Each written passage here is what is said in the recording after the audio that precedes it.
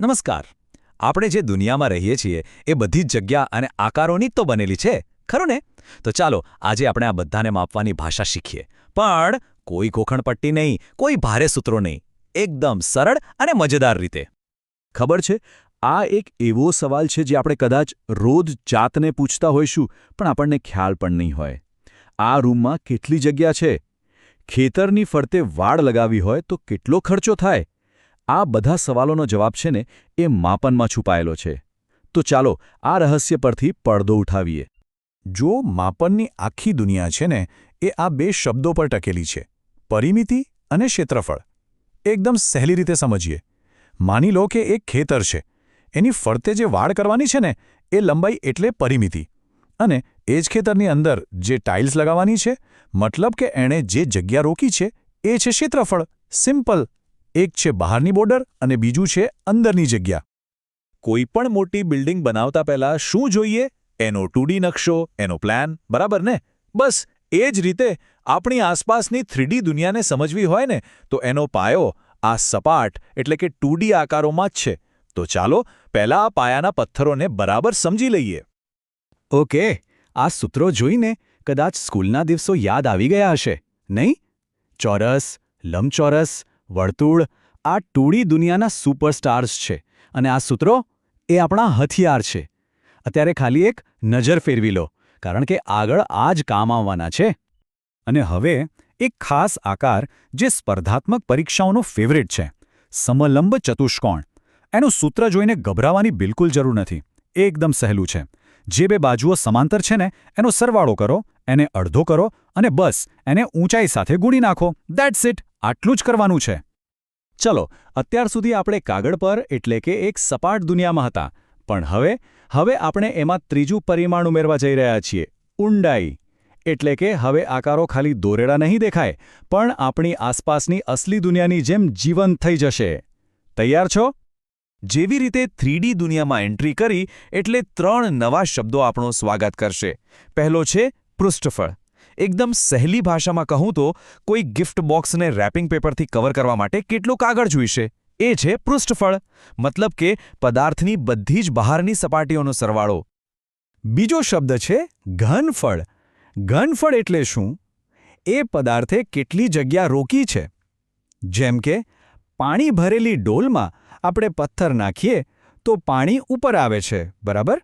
તો પથ્થરે જેટલી જગ્યા રોકી એ જ એનું ઘનફળ. અને ત્રીજો શબ્દ છે ક્ષમતા. આ ઘનફળ જેવો જ લાગે પણ થોડો અલગ છે.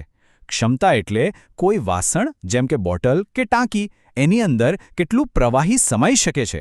ઘનફળ જગ્યા રોકવાની વાત કરે છે અને ક્ષમતા અંદર સમાવાની વાત કરે છે. આને આ રહ્યો એ જાદુઈ નંબર જે ઘનફળ અને ક્ષમતા વચ્ચેનો પુલ છે. આને બરાબર મગજમાં ફિટ કરી લેજો. એક ઘનમીટર એટલે બરાબર 1000 લીટર. બસ આ એક જ સંબંધ યાદ હશે ને તો અડધાથી વધારે દાખલા તો એમ જ સોલ્વ થઈ જશે. આ ખરેખર એક મેજિક નંબર છે. તો ચાલો આપણી 3D સફર શરૂ કરીએ. અને આપણા પહેલા બે મહેમાન છે સમઘન અને લંબઘન. એટલે કે આપણો રમવાનો પાસો અને મકાન ચણવાની ઈંટ. ફરક એટલો જ કે સમઘનમાં બધી બાજુઓ એકદમ સરખી, જ્યારે લંબઘનમાં લંબાઈ, પહોળાઈ અને ઊંચાઈ અલગ અલગ હોઈ શકે છે. આપણો નેક્સ્ટ શેપ છે નળાકાર. આ તો આપણે રોજ જોઈએ છે. પાણીની પાઇપ, ગેસનો બાટલો, કોલ્ડ ડ્રિંકનું કેન. અહીં એક વાત ખાસ ધ્યાનમાં રાખવા જેવી છે. એની ગોળ ફરતી સપાટી એટલે કે વક્ર સપાટી, એનું ક્ષેત્રફળ અલગ ગણાય, અને જો ઉપર નીચે ઢાંકણા પણ ગણતરીમાં લઈએ તો કુલ પૃષ્ઠફળ અલગ થાય. હવે જુઓ, નળાકારના ઘનફળનું સૂત્ર ગોખવાની બિલકુલ જરૂર નથી. એની પાછળનું લોજિક સમજો. વિચારો કે તમારી પાસે 1 રૂપિયાનો સિક્કો છે જે વર્તુળ છે. હવે એની ઉપર બીજો, ત્રીજો, ચોથો એમ એકની ઉપર એક સિક્કા ગોઠવતા જાઓ. શું બન્યું? નળાકાર. બસ આ જ તો સૂત્ર છે. પાયાના વર્તુળનું ક્ષેત્રફળ લો અને એને ઊંચાઈ વડે ગુણી દો. એકદમ સિમ્પલ. અને હવે આવે છે શંકુ, એટલે કે બર્થડે કેપ અથવા તો આપણો ફેવરેટ આઈસ્ક્રીમ કોન. અહીં 3 માપ ખાસ મહત્વના છે.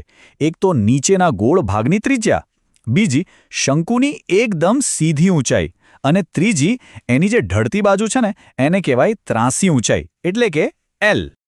ઘણીવાર શંકુની વક્ર સપાટીનું સૂત્ર યાદ નથી રહેતું ખરું ને? તો એના માટે એક મસ્ત ટ્રીક છે. બસ આટલું યાદ રાખો. સવાલ પૂછવાનો, શંકુ કોણ લઈ ગયું?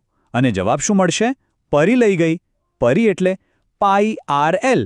પાઈ RL. બસ થઈ ગયું યાદ. હવે ક્યારે નહીં ભૂલાય. હવે વારો છે ગોલક અને અર્ધગોલકનો, એટલે કે એક આખો ફૂટબોલ અને બીજું એને બરાબર વચ્ચેથી કાપીને બનાવેલી વાટકી. અહીં એક જગ્યાએ ભૂલ થવાની પૂરી શક્યતા છે, એટલે ખાસ ધ્યાન રાખજો. જ્યારે અર્ધગોલકનું કુલ પૃષ્ઠફળ શોધવાનું હોય ને, ત્યારે એની વક્ર સપાટી તો ગણવાની જ, પણ સાથે સાથે ઉપર જે સપાટ ગોળ ઢાંકણું બન્યું ને એનું ક્ષેત્રફળ પણ ઉમેરવું પડે છે.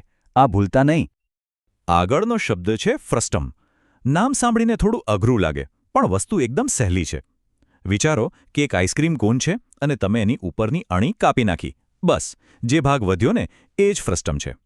આપણી ઘરની ડોલ કે પાણી પીવાનો ગ્લાસ, આ બધા ફ્રસ્ટમના જ ઉદાહરણો છે. હકીકતમાં આપણી આસપાસની દુનિયામાં આ બધા આકારો ભાગ્યે જ એકલા જોવા મળે છે. એ બધા ભેગા મળીને નવી નવી વસ્તુઓ બનાવે છે.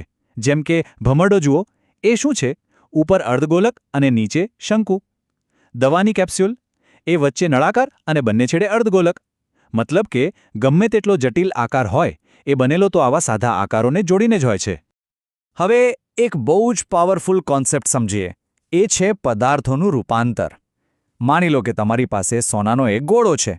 તમે એને ઓગાળીને એમાંથી એક લાંબો તાર બનાવો છો. તો શું થયું? આકાર તો આખો બદલાઈ ગયો, ગોળામાંથી તાર બની ગયો. પણ એવી કઈ વસ્તુ છે જે બિલકુલ નથી બદલાઈ? વિચારો. જવાબ છે ઘનફળ. પદાર્થનો આકાર ભલે ગમે તેટલો બદલો, એને ઓગાળો, ટીપો કે કંઈ પણ કરો, એની અંદર રહેલી જગ્યા એટલે કે એનું ઘનફળ એ ક્યારેય બદલાતું નથી. આ એક જ નિયમ આખા ચેપ્ટરના સૌથી અઘરા દાખલાઓને પણ સોલ્વ કરી શકે છે.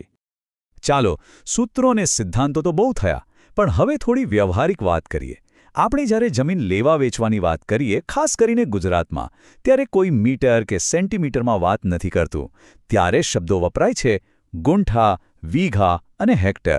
તો આ જ્ઞાન ખરેખર ઉપયોગી બને એના માટે આ એકમો વચ્ચે શું સંબંધ છે એ જાણવું ખૂબ જરૂરી છે.